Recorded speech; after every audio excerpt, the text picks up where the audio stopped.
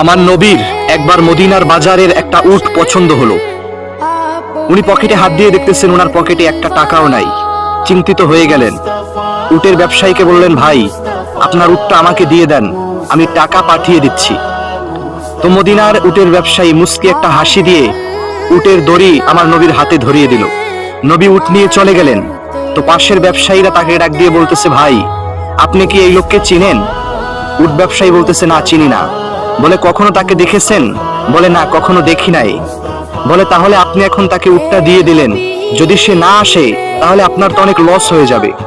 এখন ওই ব্যবসায়ী বলতেছে, আমি তো তাকে শুধু উট দেই নাই, আমি আমার কলিজাটাই দিয়ে দিয়েছি। আল্লাহু আকবার। কেন? কারণ তার চেহারাটা এত সুন্দর, এত সুন্দর, তার চেহারার মধ্যে এত মায়া, এত মায়া, যে আমি আমার কলিজাটা তার জন্য কুরবান করে দিতে পারবো। আল্লাহু আকবার। এখন ওই ব্যবসায়ী বলতেছে, দেখেন উনি আমার জন্য টাকা নিয়ে আসবেন, আমার বিশ্বাস রয়েছে। এই কথা বলার কিছুক্ষণের মধ্যেই একদল সাহাবী মদিনার উটের বাজারের মধ্যে প্রবেশ করলো। সবাই তাদেরকে দেখে চমকে গেল। সাহাবায়ে কেরাম ডাক দিয়া বলতেছে, এইমাত্র আমাদের নবী কার কাছ থেকে উট কিনেছে? তখন ওই উটের ব্যবসায়ী হাত তুললো।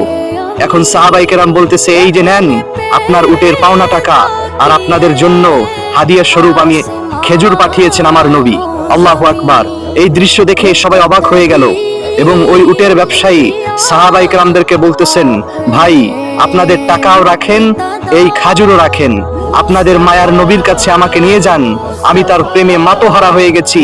আমি তার হাতে হাত রেখে কালিমা শাহাদা পড়তে চাই, আমি মুসলমান হতে চাই, আপনাদের নবীর একজন খাদেম উম্মত হতে চাই। আল্লাহু আকবার।